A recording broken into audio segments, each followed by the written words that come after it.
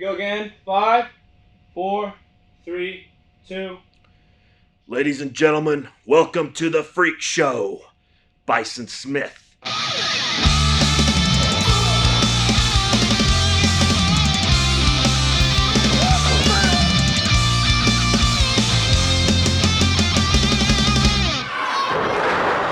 Bison Smith was the best big man in wrestling at the time. You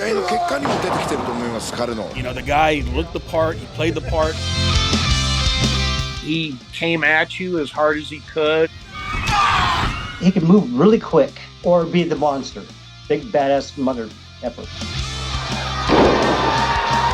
He's one of the guys in the business that I literally can say is a good-hearted guy. Wouldn't hurt a fly, but when he got in the ring, it's a totally different story. Big gorilla press, and outside of the ring he goes. He made everything super realistic. I thought he was underrated in the States. He did not get the break he deserved here. Japan recognized what a great guy he was.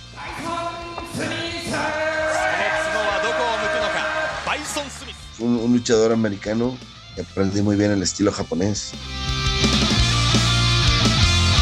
When he went to Puerto Rico, they treated him like a star. Y mira cómo lo cogió en el aire. Qué fortaleza tiene Bison. Mark was always in awe of where it was that we worked, who he got to wrestle, and what he got to be a part of.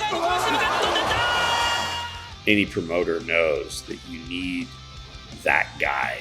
That's the one that's going to carry your company. And Mark was who we decided to put our company on. Club bomb! And the fans love him as well. Bison Smith. My name is Flo Smith, and I am proudly Mark's mother. And I'm Richard Smith, and I'm Mark's father. The one thing about him is that he really loved his family. That was one thing that wasn't in question whatsoever.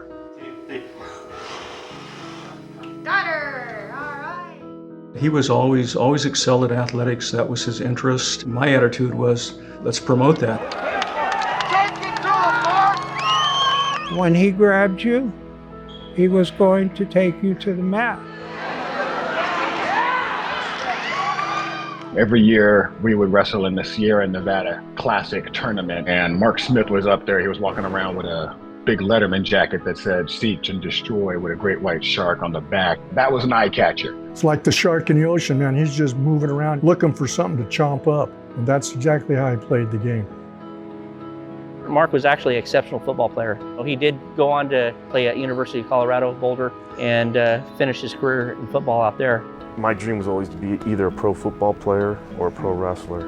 I was always the one that went to college and got the career going. He was the one that would go and do his passion.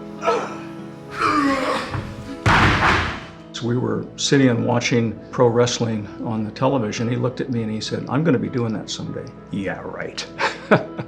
He's finished his preliminary training at the boot camp. Now he's ready to enter the professional ring. From football to wrestling, the Big Buffalo, Mark Smith! When he first stepped into it, it was difficult for him. He was heavy and big.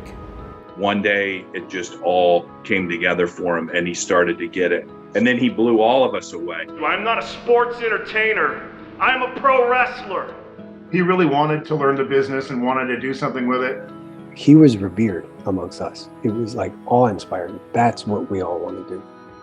I'm in the Legends room. In the Legends room, and you made it in the Japanese magazines, brother. Woohoo! His talent couldn't be kept back.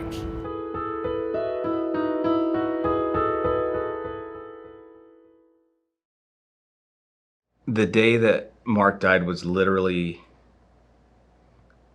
the worst day of my life.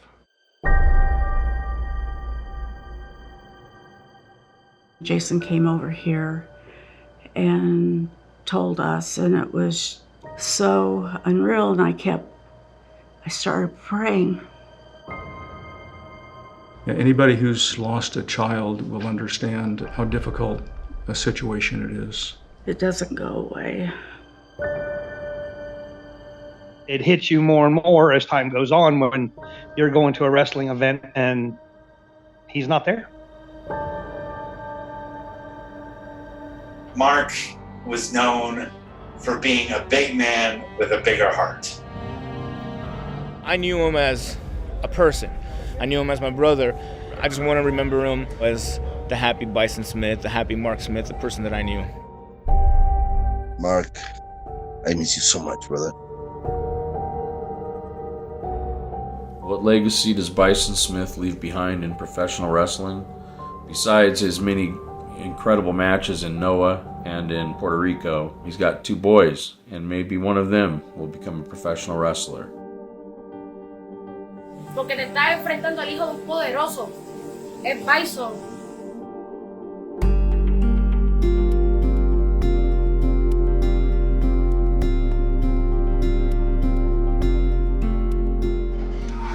There's little Marky.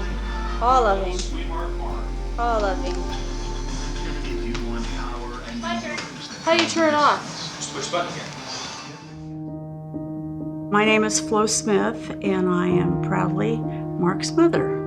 And I'm Richard Smith, and I'm Mark's father. Mark was born in Arcadia, California, right across from the Arcadia racetrack. He liked that. He thought that was pretty cool. I was living with my mother at the time, and we moved back to Fresno when he was a year old.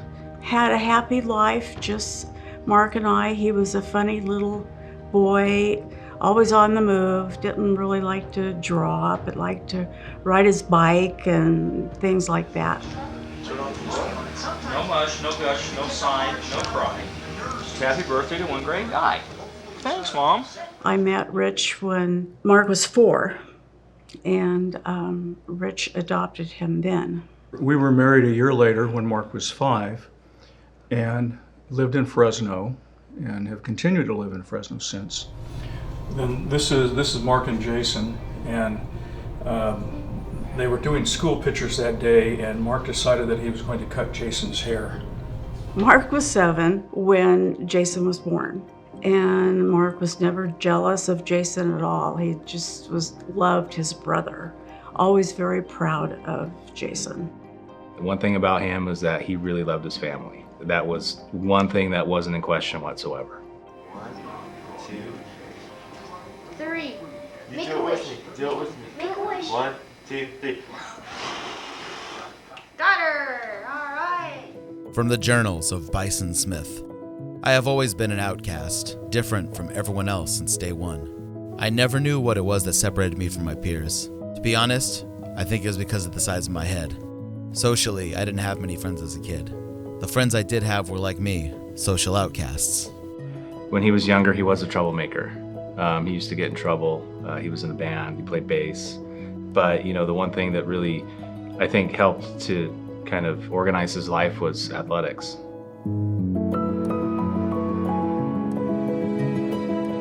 He loved all sports, and we spent all weekends at the baseball field, soccer field, and then football and wrestling in high school. He would always excel at athletics. That was his interest, and my attitude was, let's promote that. That'll get him through. That'll get him through school, and it did. When I was in the 7th grade, I was still a social outcast. I was being a nuisance to my parents by getting in trouble at school. My father decided to spend more time with me, so he got us a membership at Gold's Gym, hoping I would like lifting weights. He was always very physically strong, even as a younger child. I remember in 7th grade, he was trying to make the 7th grade football team, and he got cut. And he was so upset. I told him at the time, I said, Mark, we're going to start lifting weights, and by the time you're a freshman in high school, you're going to be big and strong. And these kids that are the stars now will just be one of the guys then. You just need to keep working. One thing about Mark is that I think that he was very genetically gifted. I think he just would lift for a month and just put on size like you wouldn't believe. A lot of, people probably would look at him and think that, oh, well, he's just this great athlete and that's just the way he was born. But the reality is that guy pushed himself harder in the weight room than I've ever experienced in my life.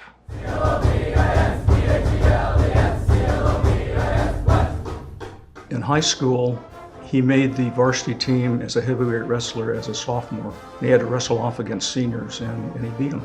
And he was very, very good at it. 20 seconds, Mark. Let's take it. Let's take it. Go. All right. My name's Joe Faria, and I was a head wrestling coach here at Clovis West from, I believe, 86 through 89.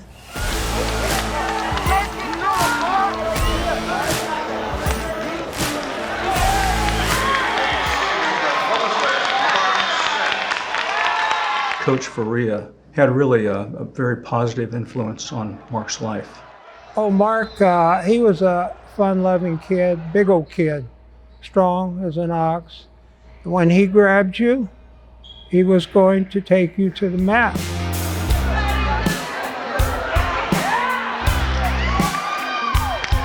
In the practices, you have 6-foot circles. I think we had a water break or something, and after the water break, I came back to the circle that I was in, and here was this big guy that was twice as big as me. I said, hey, you're in my circle, and so, no, I'm not in your circle, this is my circle, so we got in this little tiff about whose circle it was, and eventually I conceded and gave him the circle. So that was kind of our first meeting was somewhat of a argument to some degree, but it turned into be a great friendship. Mark was a kid that loved the fun around. He was a joy. The kids loved him. Wherever Mark was, there was laughing going on because he got the troops going.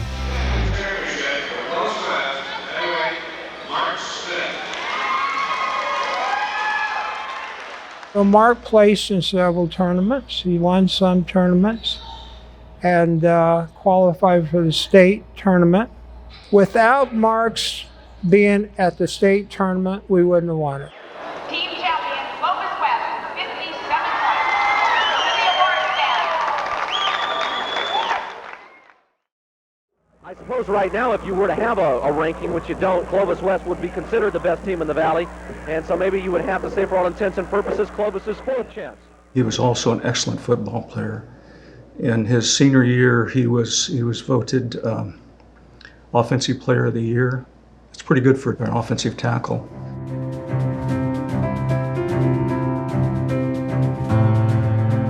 As an offensive lineman, you start with your feet. And he was a wrestler, so he had great feet. Because wrestlers have their feet underneath their, because they were ready to move and pounce. And that was one thing that the other linemen didn't have. That's what made him much better than the rest. 35, handoff Guevara, running behind Smith, and he'll get 2 yards. His nickname in high school that he kind of adopted was Mark the Shark. That's what he liked to be called, and so we tried to use it as much as possible. Were you aware of his nickname, Mark the Shark? A shark? Yes, I was. It's like the shark in the ocean, man. He's just moving around, looking for something to chomp up. He was never intimidated. He was the intimidator. When he was on a championship team, we were in the playoffs. We got knocked out in league by Clovis High. So that dropped us into another bracket, which meant we were on the road for all of our playoff games. We beat a team in Bakersfield and Clovis beat their team. That meant we're gonna have a rematch with Clovis High. And our whole fans and stadiums just erupted. Our kids were so excited on the bus on the way home. We weren't gonna have a problem getting them ready to play that game.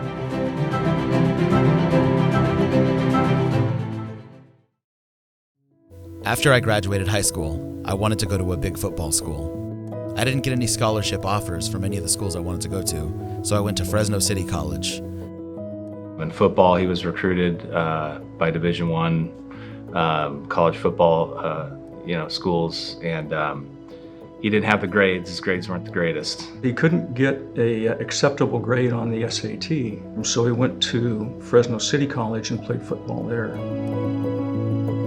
He got a scholarship to Colorado and went there in January, I think, of 1990, and had 3 years of eligibility there.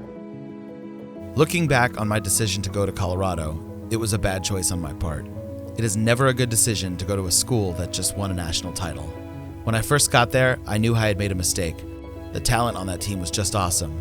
I was basically a second-team backup my whole career. Now, Bison, many of the fans may not know it or not, but you played football at the University of Colorado in your college days. Tell some of your highlights and experiences over there.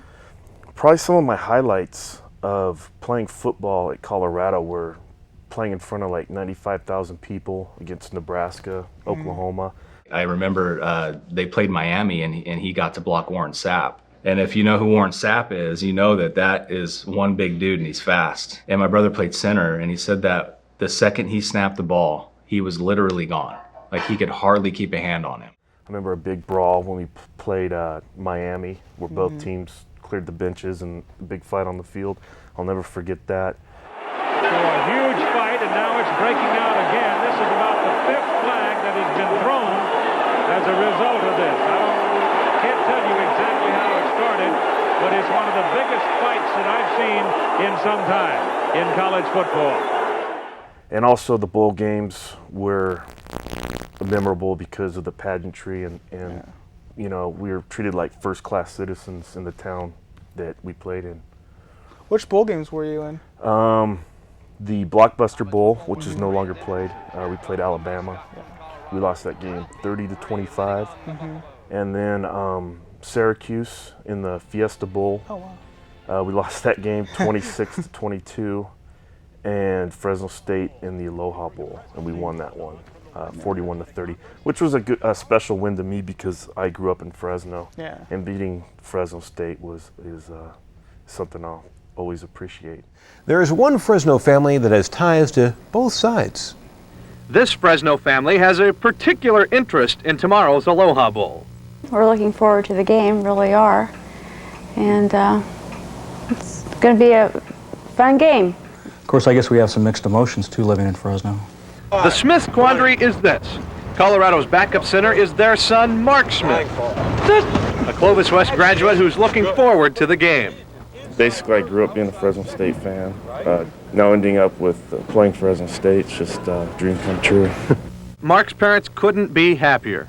Is there any doubt which team you'll be rooting for? No doubt whatsoever. Go Buffs. You know, I don't think he quite had the career he wanted to, you know, in Boulder, but I know he did have success there. I actually got the opportunity to go out there and watch him play. It was a big game. It was Boulder versus Miami, so that was a pretty neat deal to go watch him play out there. I have some great memories of playing at Colorado, but this is my favorite. Colorado was beginning spring football practice in April. It was a month long, and on the last weekend, we had a game against the alumni, past Colorado football players. That is when I met Colorado alum Leon White, better known as Vader. Vader hadn't broken out in the United States then. He was just a huge star in Japan at the time. The world champion, weighing 303 pounds, the one, the only, Mark Sarge. Got the belt. I'm gonna. The belt. Some of my earliest memories of him were him talking about wanting to be a professional wrestler. You know, back when it was like at one of the peaks, you know, of wrestling. I remember when I think he was 6, we were sitting and watching big time wrestling, pro wrestling on the television. He looked at me and he said, "I'm going to be doing that someday." And I thought, yeah, right. The WWF would come to Fresno at least once a month to do a house show. About 2 hours before the show, I would beg my parents to drive me to Selland Arena, where I would sneak through the back doors and watch the show.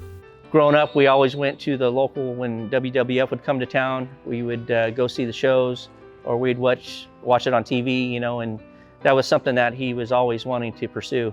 It was really an exciting time for me. So the day of the show, I would hang out at Gold's Gym and wait for every one of the wrestlers so I could watch them work out.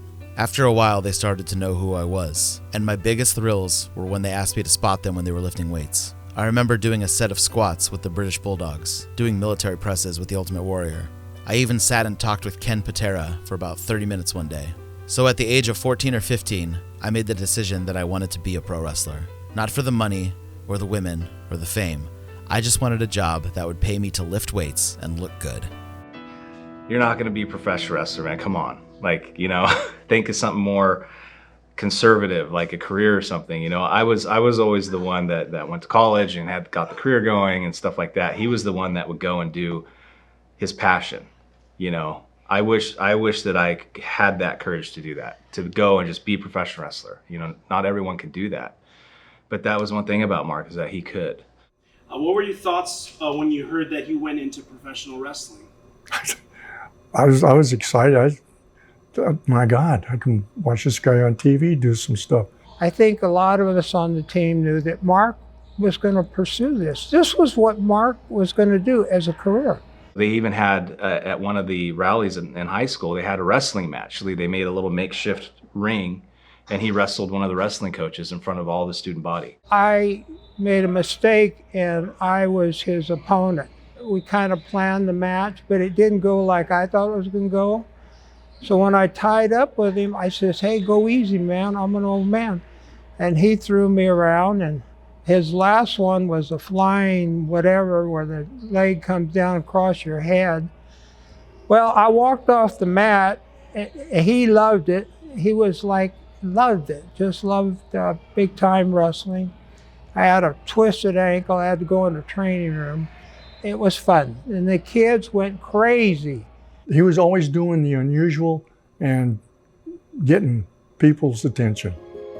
I graduated from Colorado and my football career was over. I got a 9-to-5 job in a furniture warehouse, and that is what I did for the next 4 years. God, I was depressed. The highlight of my day was when I finished work and went to the bar to drink beer and eat crap with the guys I worked with. Right when the WCW WWF Monday Night Wars started is when I started watching wrestling again. I remembered my dreams of being a pro wrestler. My dream was always to be either a pro football player or a pro wrestler.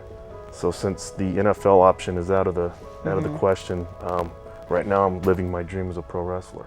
When WWE had kind of this resurgence of their business, and when the New World Order and all that other stuff was going on, and when Hogan came back in, like that kind of, you know, we talked about it all the time. We'd always watch Monday Night Raw, and he wasn't even in Fresno at the time. He was back in Colorado, but you know, we'd watch it, talk about it, and we'd follow it together. And then one Friday night, he says, I need to talk to you guys about something.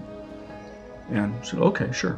You know, what's going on? He says, well, I'm leaving tomorrow and I'm going to live in Hayward and I'm going to start training for pro wrestling. And of course that didn't go over well with Mother. Of course, I didn't like that at all. I thought he was going to get hurt. I told him, I said, you know, you've talked about this for a long time, and if that's what you want to do, if that's your dream, you need to follow it. So you don't want to look back when you're 50 years old and say, I wonder what would have happened if. So go do it. I was 320 pounds, I hadn't lifted weights in 5 years, and I looked like shit. I was unhappy and not satisfied in my life, and there was no way in hell I was going to work in a furniture warehouse for the rest of my life. I made a promise to myself that I would get into the wrestling business and somehow, and most importantly, start lifting weights again. My search ended when I found a school in Hayward, California. I was excited. I couldn't believe I was doing it. I was determined to be a pro wrestler just like the guys at Gold's Gym. I thought, man, I am on my way. I found a school, and in 4 or 5 months, I will be traveling around wrestling and having fun. Boy, was I wrong. Guess where the #1 professional wrestling school is? Hayward, back home in Hayward of all places.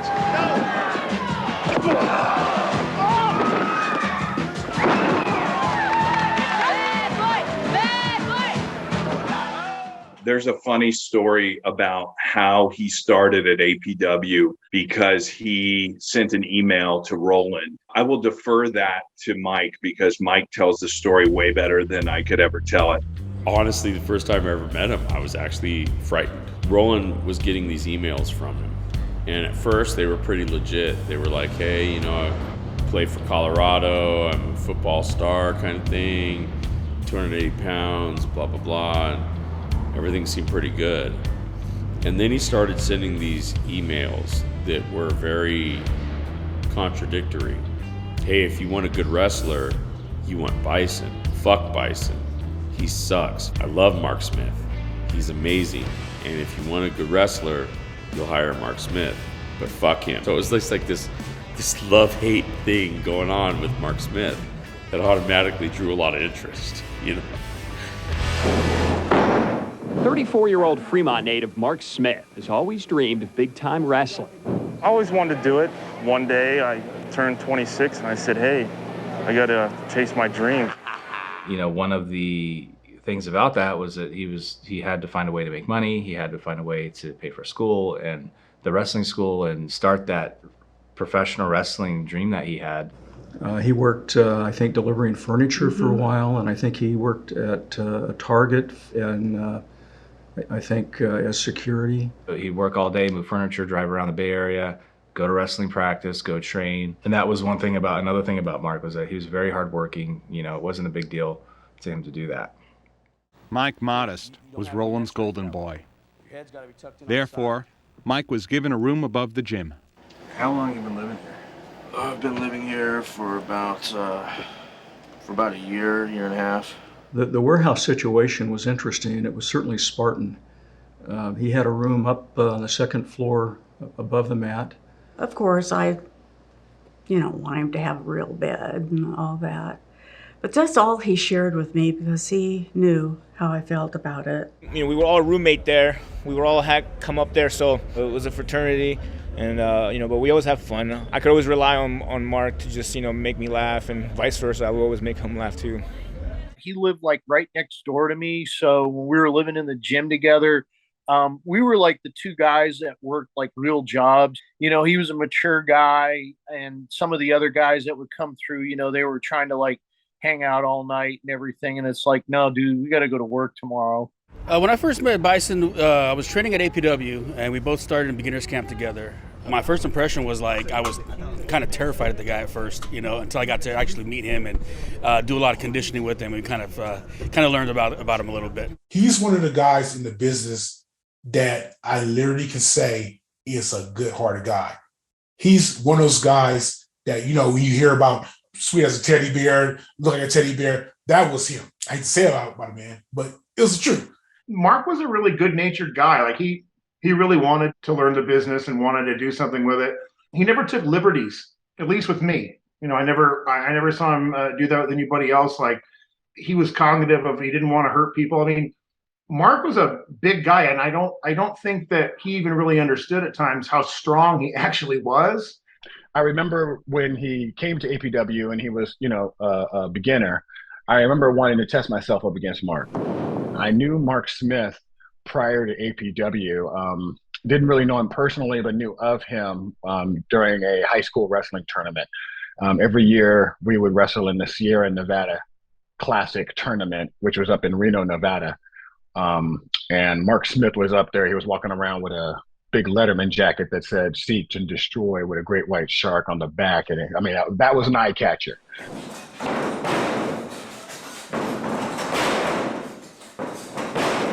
He said, with all the football I've played, he said, I had more trouble with pro wrestling because that's one of the hardest things I've ever done. To be honest with you, he's kind of seemed a little clumsy. He thought he could step into this pretty easily. And when he first stepped into it, it was difficult for him. And I remember just watching him 2 left feet for at least 6 months to a year and thinking this is probably never going to happen for him. At first, I was like, man, like, you think you got this, and like, you think you could do this? And not for 1 second did he even think. He's like, no, it'll work out. Like, this is my dream. This is what I'm doing. And, I had a lot of respect for him for that because it's hard to do that. One day, it just all came together for him, and he started to get it.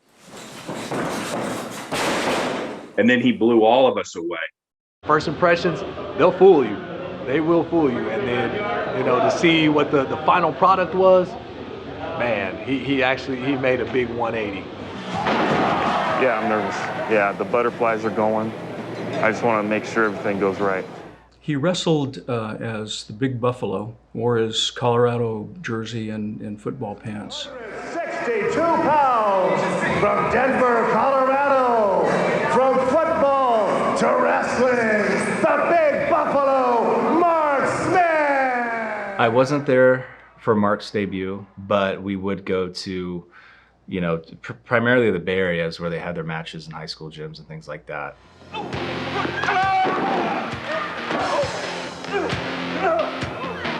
It's 500 pounds of rumbling and tumbling. And the minor beat the master.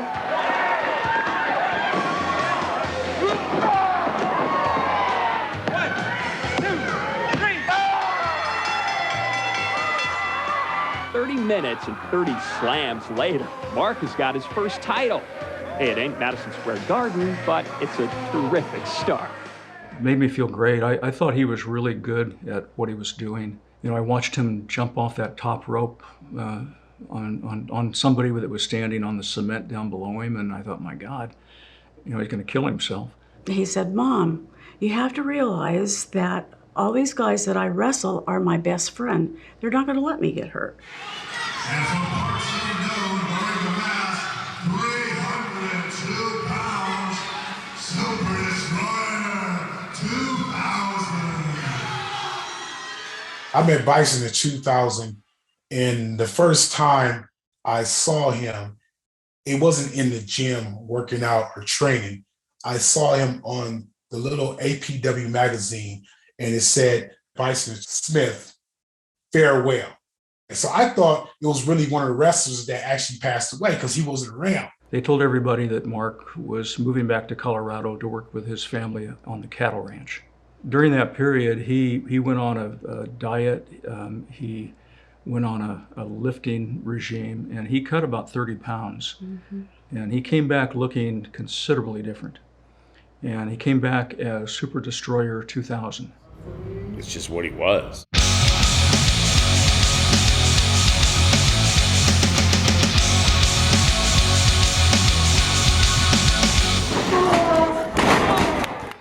Big badass mother effer.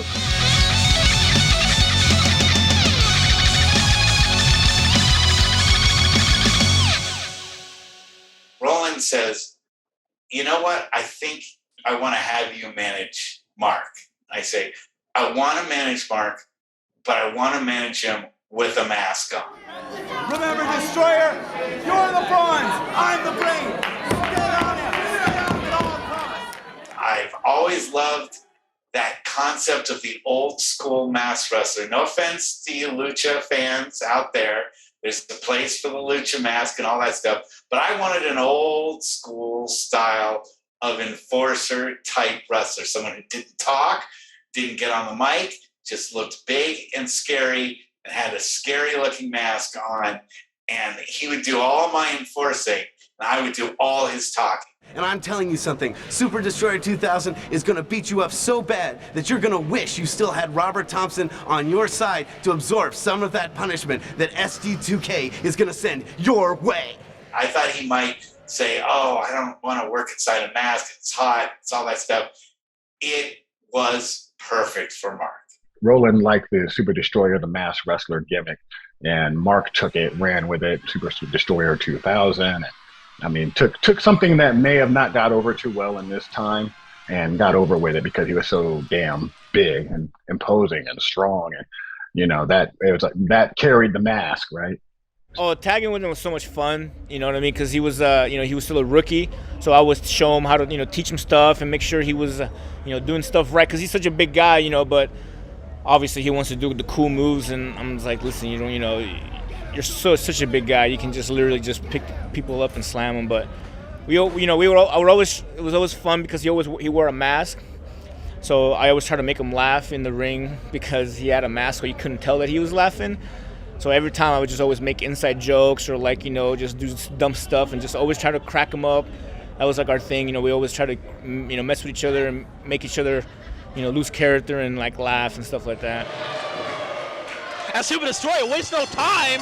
And look at that. He tosses Kid Chrome like a rag doll. Shows you the chemistry we had together in the ring. I hung with him. We this big monster, and here I am just trying my best, to tell that story. Listened to an interview online, and you mentioned my name as one of his favorite opponents. I got a tear in my eye. It's like, wow. The one guy, Kid Chrome, he was one of my favorite opponents. I thought, that is so cool. This match, and again, a huge no-hand suicide dive. I watched that match, and I'm like, that match would put anything to shame nowadays. Oh, he hits him again with him. Oh, man. He went to the well once too often. Doesn't he have it here? And it's over. Too big, too powerful. Oh, here we go. Most improved body. Such a huge improvement. We just couldn't pick one. The awards go to Donovan Morgan and Mark Smith. I just want to invite all my fellow APW wrestlers to get on the wagon and start lifting weights. Because I am sick and I am tired of jobbing to a bunch of guys who look like hot dog vendors. That was about the time too that Mike and I were starting to take the body more seriously and stuff. And so once he found out, and kind of the way his mind, I think, worked was once he found out he was good at it, or then he got more into the body because he said, well, shoot, I can do this now. Now the body for me, I've already done the body in football. Now I just have to kind of refine it.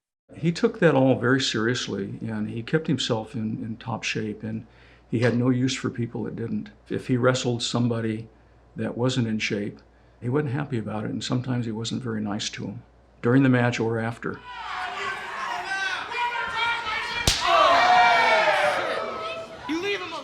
I first met Mark when I was training in about 2000. We went to a show, APW had one going on in Livingston at the high school. And I just saw this big monster, Super Destroyer 2000. And I was just getting in shape, losing weight for the first time, trying to bulk up. And I just saw this guy. And so I was just gravitated towards this monster. And so afterwards I hung around, like a true Mark, and went up and I saw him. He still had his mask on, and I went and talked to him, and great guy, got some advice on, working out, different things. And when I ran into him again, it was a couple years later, and I had to reintroduce myself. And when I told him that I was this fat guy training in Fresno, then it clicked, and he remembered and gave me a hug and said, "Congrats, brother, I'm proud of you." Knowing that was my goal when we'd spoken, he may have been, seen that. And then when he brought me under his wing a little bit later on. Tell us about the when you guys were walking with his pug. And you know what, man, that was the funniest thing, bro. You got Mark, who's a 7-foot monster, and then me, I was in shape. I was like a little jacked fire plug back then. And then we're walking with his little pug. We got the strange looks in Clovis, 15 years ago. We were this weird looking couple walking our little dog, and it was awkward because this little pug drug Mark around. 5, 4, 3, 2. Today is the beginning of the end of Super Destroyer 2000. Today is the birth of Mark Smith. Today, I tell you why I wore the mask. The reason why I wore the mask is because I wanted to infiltrate the wrestling world. He had that persona for a couple of years, I think, and then finally was unmasked, and everybody discovered who he was. I think a lot of people already knew. Tony Jones shoots him into the rope. Big shoulder block. Down goes Jones.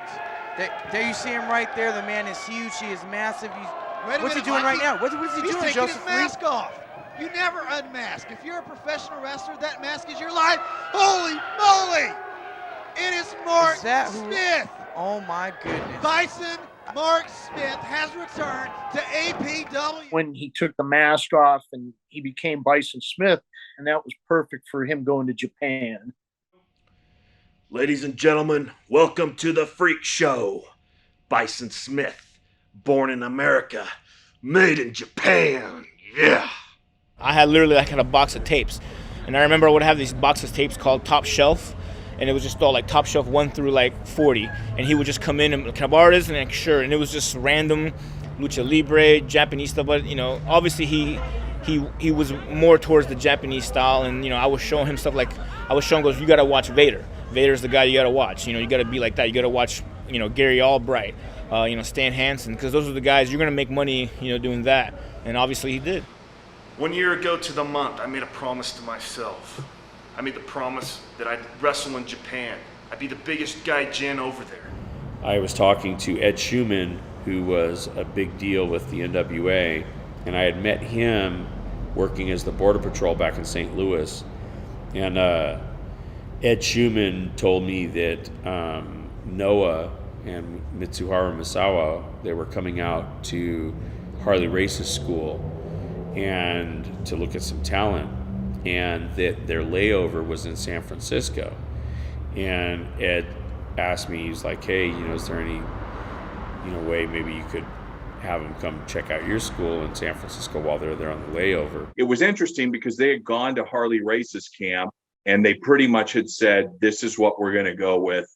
And they came to us and they said, we've made our decision pretty much who we're going to use, but, show us what you got. Misawa said, he's heard some stuff about you guys. So, let's see what you have. Mark and I did the Noah tryout at the APW gym. We had a really good, hard-hitting match, the kind of match that the Japanese audience are accustomed to. Bison, myself, and Donovan, we landed ourselves a regular gig there in Japan. Donovan Morgan, Bison Smith. I can't wait to go back to Japan, and I'll be back in August, September tour, and I look forward to seeing the great people of Japan and wrestling in front of the greatest wrestling fans in the world.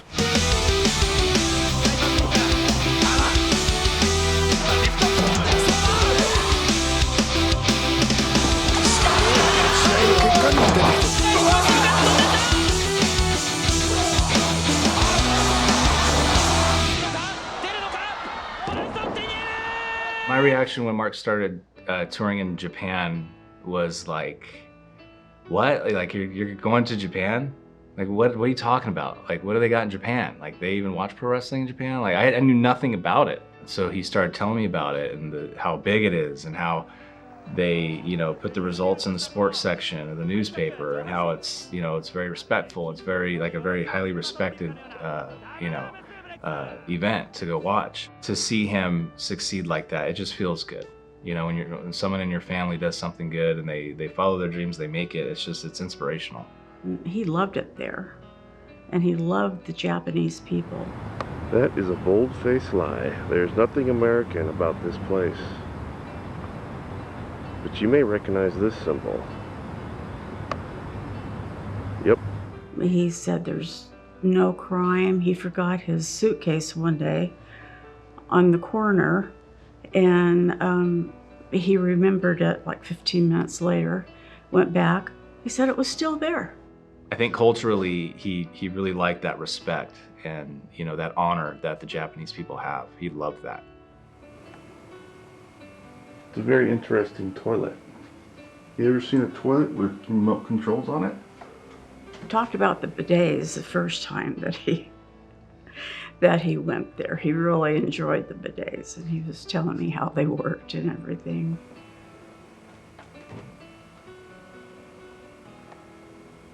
Damn, won't work unless you're sitting on it.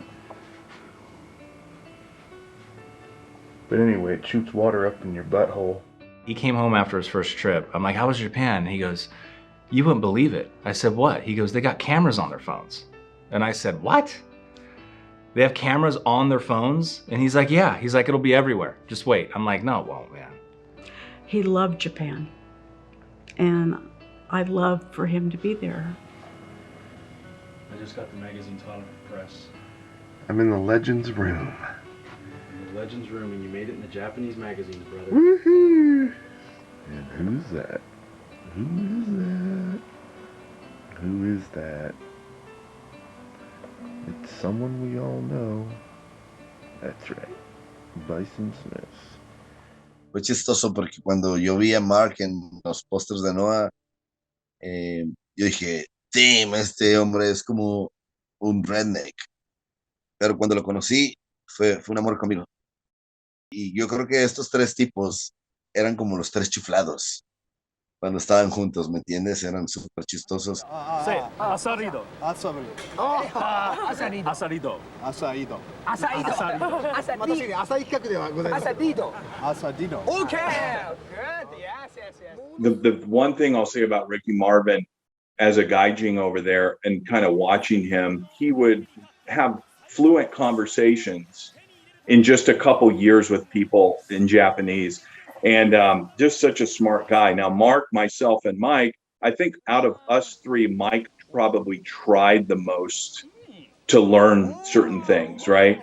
And I was just kind of like in my own world, and Mark was too. It wasn't too hard. I mean, you figured it out.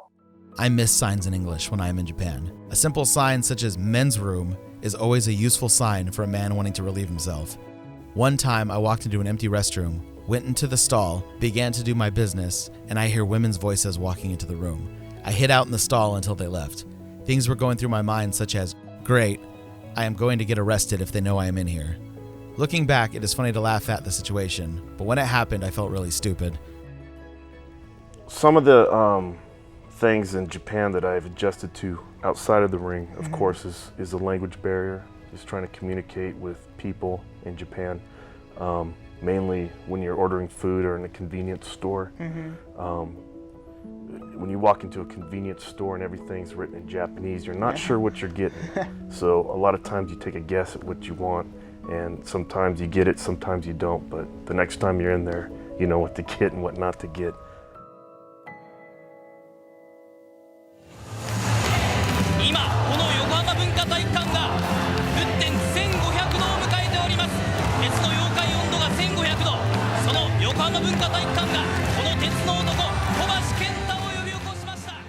They had called Mark and said, hey, you're going to wrestle Kobashi.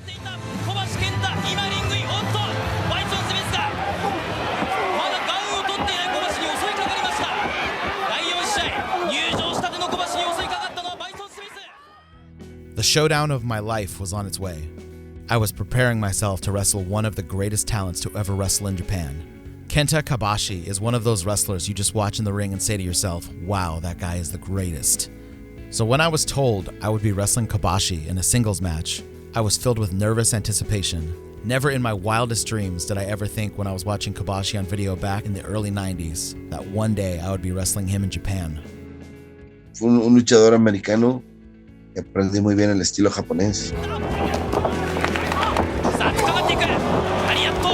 Tuvo 2 o 3 luchas muy buenas con Kobashi, que realmente otros americanos hubiera sido muy difícil que pudieran tener esa calidad. A lot of people don't realize that the Japanese wrestlers pay dues that American wrestlers really don't see. Many American people would consider what they do in Japan for training is torture. And I agree, some of the stuff that their young boys, is what they call their beginning students, what they go through is pure torture. And when they get to the level of where they're at, like say, Jun Akiyama or Misawa, they've earned every right to be there. Mark was always in awe of where it was that we worked, who he got to wrestle, and what he got to be a part of. I remember we had gone to Las Vegas with Mark, and quite a number of Japanese people came up to him while we were there wanting his autograph. Yeah, I think he was very popular there. In fact, I know he was. Bison Smith か。これは小橋慣れないことをしてタイムヤンクローサム。King of Indie Wrestling fans, are you ready? There's only one match where Mark didn't give everything that he had, and that was the King of the Indies match.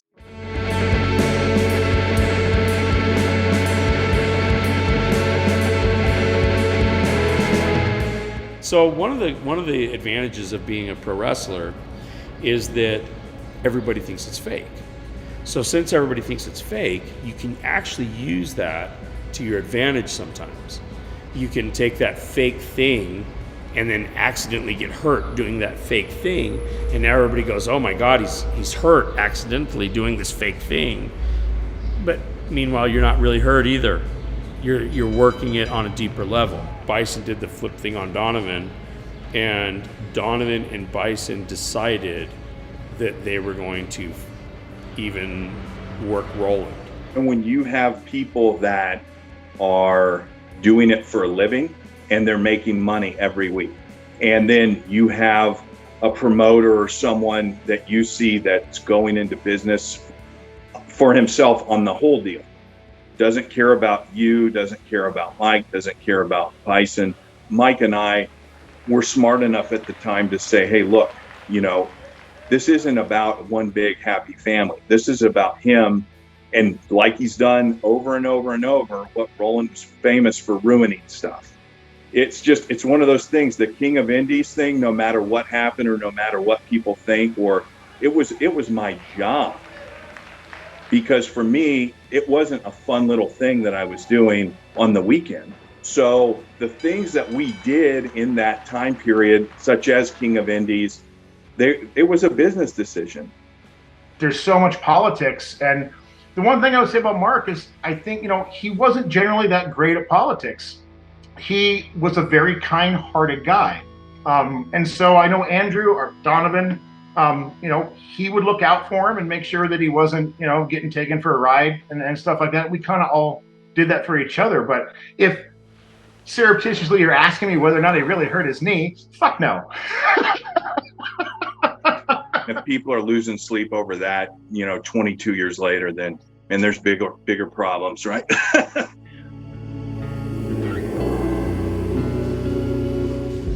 good thing about this company is that we can get you a job somewhere, we can get you places, and it always takes work. When we left and Iron happened, those of us that went there, it was because we had each other's back. We were tough on each other when it was warranted, but we were always there for each other, watching each other's back. He was revered amongst us. It was like awe-inspiring. That's what we all want to do, and that's why we're showing up every day. That's why we're working hard. And Mike and Donovan said it too. This is a guy that did it, and this is how he did it. He never tried to make you feel like you're beneath him. If he had a chance to give you a little, boost, he did that. Bison had the ability to cater his advice to the person that he was teaching and what they, I'm going to learn differently than like Apollo or Sarah Del Rey or Bomberry or some of the other folks that were there. So he had that unique trait to be able to, he was just a really, really good teacher. Open gyms where he'd come around during times when it was just us training. The people that wanted to show up would show up, and Bison was one of the people that was always there. He spent a lot of extra time that he didn't need to, considering how popular he had gotten over in Japan. One weekend, he worked Kabashi in the main event, came home, did like Monday Night Raw, then did like SmackDown, and then like Wednesday was off, and then Thursday came to camp. He was the biggest, the baddest dude in Iron. Any promoter knows that you need that guy, that one guy that you're gonna ride on. That's the one that's gonna carry your company.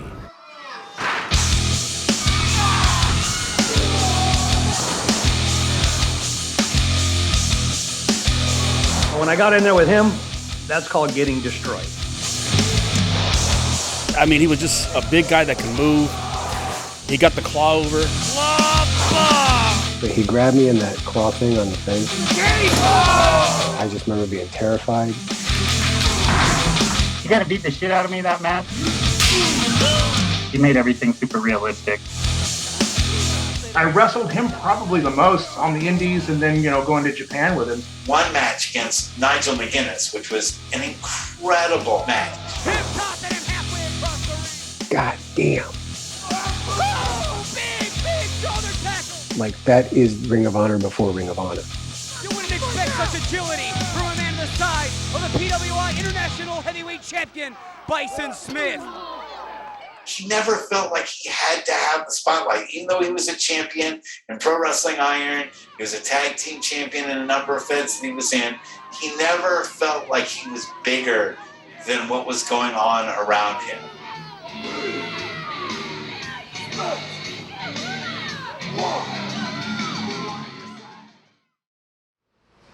I'm here to tell you, I'm not a sports entertainer. I'm a pro wrestler. Did he talk about any aspirations about working for the WWE or any of his tryouts that he had? He did have aspirations in working in WWE, he made it a few times as like an extra. They took his igloo and they slammed it on somebody.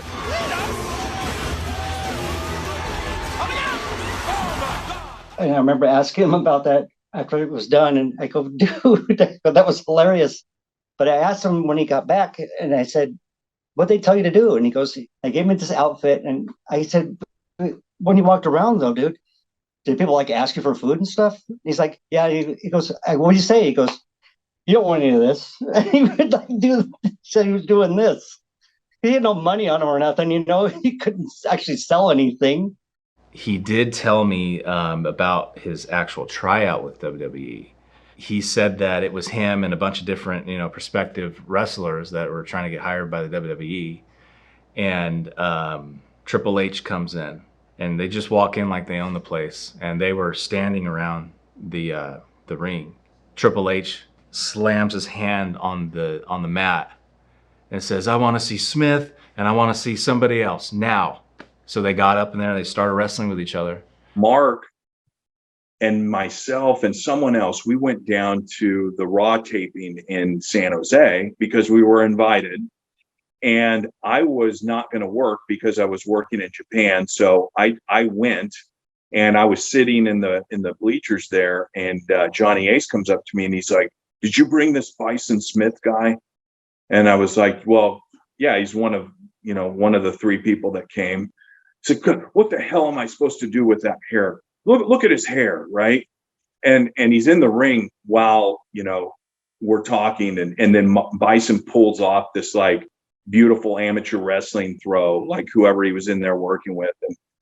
And he's just like, "So what am I supposed to do with that?" And he's asking me, like, "What am I supposed to do?" And I'm like, "I don't know, ask him to cut his hair."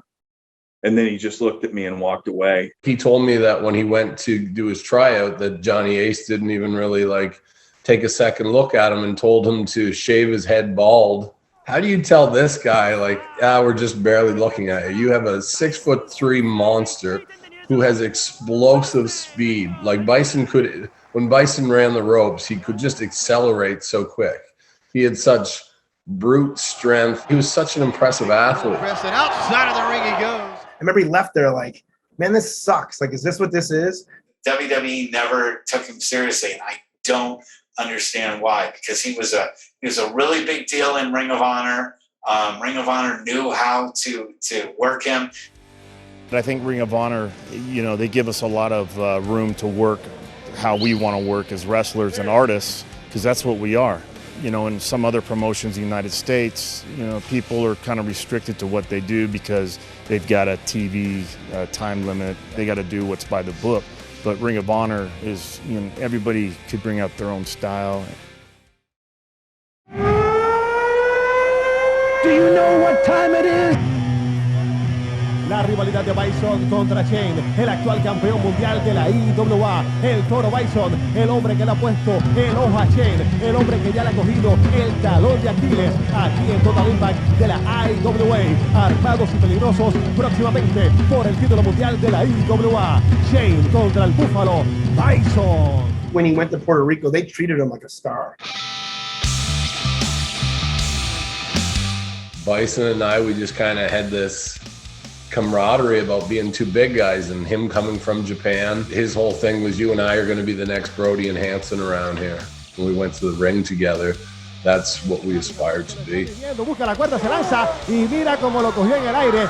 Qué fortaleza tiene Bison, la quebradora. There was an angle with Savio Vega had left IWA. Our TV was really strong at the time. We had great TV. We were selling out, arenas every night, you know what I mean? Like, our small crowds at the time were 2,000, and we were doing 5,000 and 10,000 in Bayamon with big shows at Roberto Clemente, it was sold out. So we were running pretty hot at that time, and that angle was really, really hot. So it was in Bayamon, and we had worked the whole angle, and Savio had finally come back.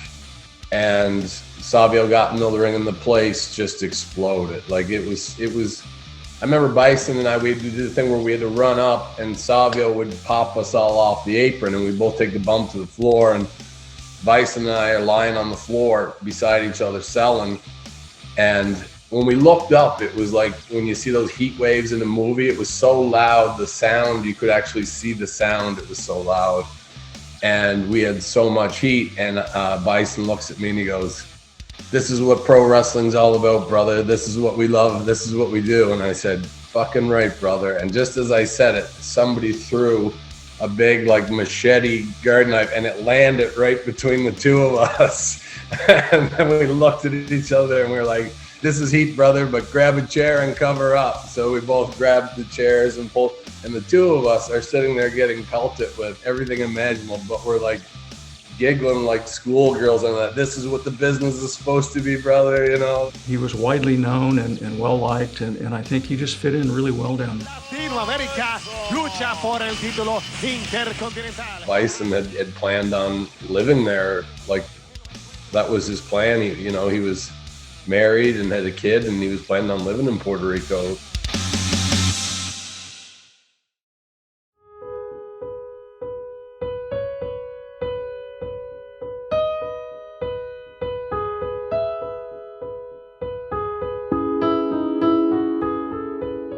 Mark's always said the greatest things about her. She loved him and she treated him right, and you know, that's what I wanted for Mark. You know, I think we all deserve somebody like that, and that's who Gladys was to him. Mark was here when the baby was born, and he immediately got on the plane and went back to Puerto Rico. And then he brought Justin out to see us when Justin was about a year old. I went to the airport to pick Mark up with a baby. And I was standing there looking down the aisleway, and I see this guy coming, pushing a baby carriage with a diaper bag over his shoulders with a milk bottle sticking out of it. And I thought, man, things have sure changed for you, haven't they? Mark also has another son in Colorado. His name is Darren. And we don't see much of him, but we do keep in touch, and he's doing well. He lives there with his mother. Do you think Justin would follow in his father's footsteps and become a pro wrestler? If Justin would want that, I would want that for him. A lot of the wrestlers took him under their wings after Mark passed away. So it wouldn't surprise me at all if he headed that direction. If Mark was around today, I think probably Justin would be doing that. Se le puede dar con Bison Jr., pero no muy fácil, porque te estás enfrentando al hijo de un poderoso. Es Bison. Así que los veo este sábado en la audiencia externa de Bayamón, Christmas Imperial. Y prepárese, porque yo estoy listo para la guerra. I hope that kid knows what a special person he came from.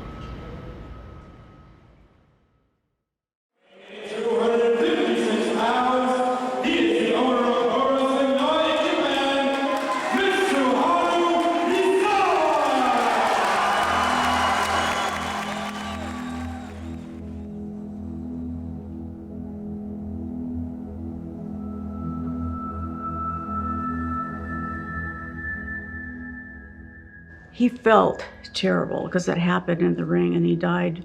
Misawa died right in front of him. And he was obviously just distraught and came home very upset. And he told Rich that he felt guilty for a long time about Misawa's death. He felt like he had been partly to blame for it.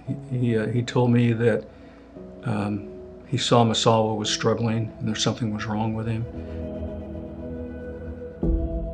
Mark hablaba español. Mark se acercó a mí y me dijo, ¿cómo está el jefe? Fui, me acerqué y le pregunté a Misawa, ¿Daijoubu desu ka? En japonés, y me dijo, Daijoubu, estoy bien. Y me volteé a ver Mark y me dijo, me hice así con las cejas y le dice, he's fine, brother. Siguieron luchando, viene la parte del suplex, Misawa gira y Misawa queda de frente a mí. Y yo me preocupo por Misawa, yo empiezo a gritarle al referee. El referee finalmente lo checa para la lucha. Mark voltea a ver a Misawa, que estaba morado, o sea, azul, morado, no te puedo decir qué color era. Y Mark se agarraba los cabellos y decía, no puede ser, otra vez, no puede ser. Él dice que era la tercera persona que veía fallecer en el ring. Se bajó del ring y se agarraba la cabeza así y se metió al vestidor. Yo tuve que quedarme a ayudar alrededor del ring. Otros compañeros me dijeron que él entró al vestidor y que aventaba cosas y que le pegaba a la mesa. Fui al cuarto de Mark, le toqué y me abrió y estaba llorando. Y yo le dije, hey, why are you crying? Y me dijo, fue mi culpa, porque yo estuve ahí. Fue mi culpa, me dijo. No te sientas culpable por algo que tú no hiciste, fue un accidente. Not only is he the one that keeps the company together, I mean, that's pretty obvious, right? But he's the one that you looked up to, and then he's the one you were in the ring with when he died. I mean, talk about just messing with your head. I think that was really something that affected him, and not in a good way. I mean, it was a very negative situation for him, even though the reality of the situation is that he didn't contribute to it, but in his mind he did, and that certainly was a difficult situation for him to deal with.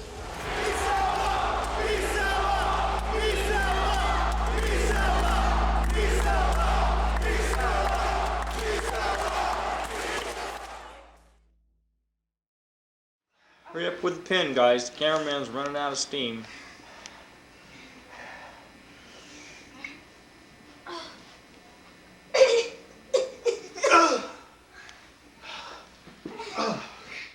The day that Mark died was literally the worst day of my life.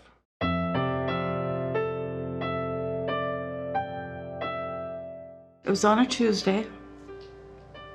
It was 2 days before Thanksgiving, and our younger son came to the house to tell us. I was working at the hospital.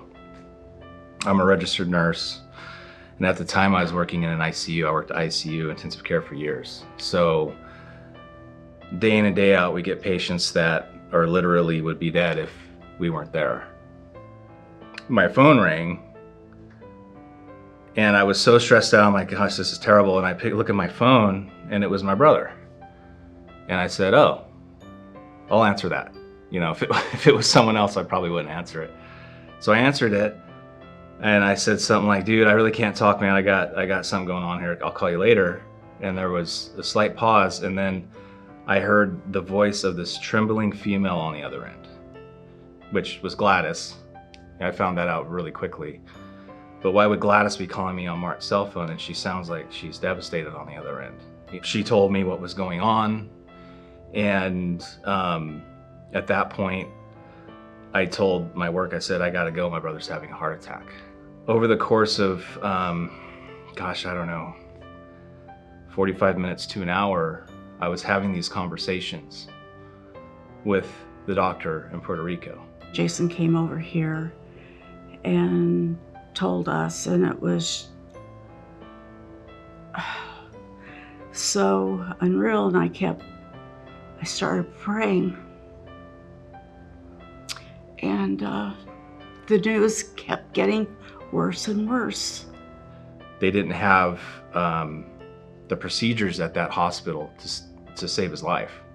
And the closest next hospital that had that unit, which is like a cardiac cath lab unit, was too far away. He was too unstable, he couldn't breathe, his blood pressure was low, and he was essentially dying.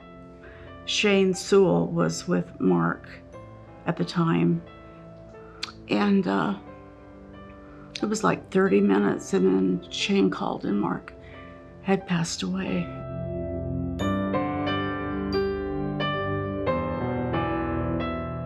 My dad died young also. He was 43.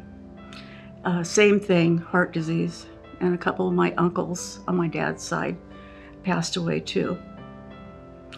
So it runs in our family. And Shane made the comment, he says, I can't believe that Mark died being only 38 years old. And I said to him, what do you mean 38? And he says, well, Mark's 38, isn't he? And I said, no. He was born in 1970, he's 41. And he started laughing. And I said, kind of offended me a little bit. And I said, what is so funny? And he says, Mark used to call me the old man. He said that I was older than he was, and now I find out that he's older than I am. And he says, and I fell for it. So that was kind of a moment of some comedy in a difficult situation. For years, I went to work and I would, take care of people and watch them die, and I did that every day. I didn't understand how hard it is to be a loved one, or to be the patient, or to be the father or the brother of somebody that's happening to in the hospital. And that's what my brother went through, and it completely changed my perspective on life and on death. Anybody who's lost a child will understand how difficult a situation it is. It doesn't go away.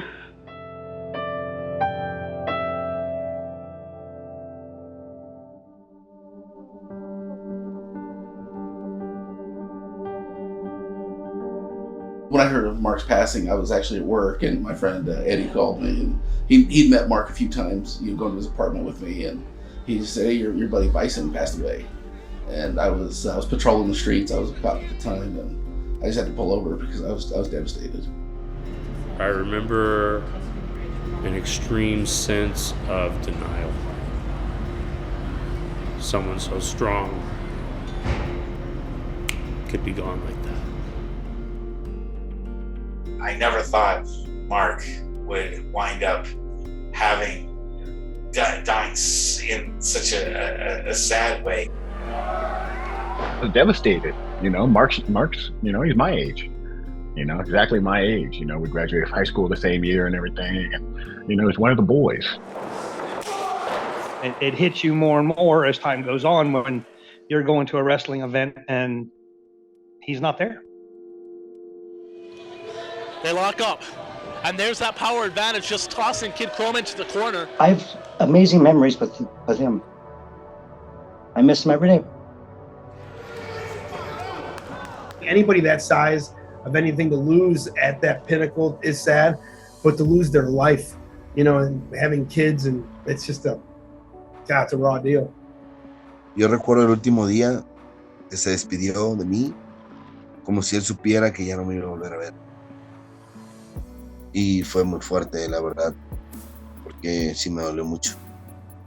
Incluso en una de mis luchas, miro al cielo, señalo, me levanto y hago su final, el Bisontennial.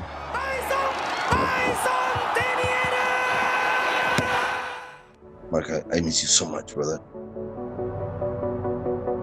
If somehow Mark could be here and say something to me, he would say, "Dude, it's not a big deal, man. Like, everything's fine, type thing."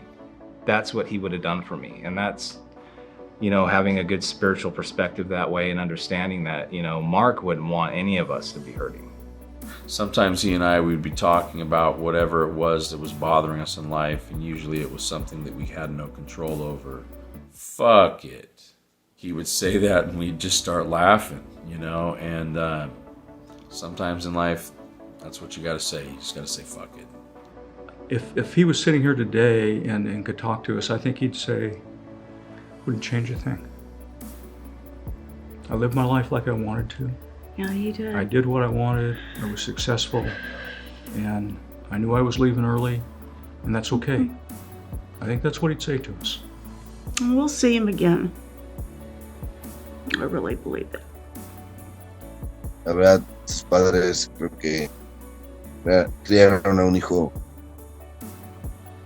un excelente hijo y una excelente persona. Muchas felicidades a sus señores. PWI for life, PWI forever. I have this real feeling of gratitude towards him, that he allowed me to be the guy to train him. And it's the patented Bisontennial. Nobody kicks out from that, and still champion Bison Smith. Thank you, Mike. Thank you, Donovan. Thank you, Roland, and everybody else that's made me look good in the ring. Thank you.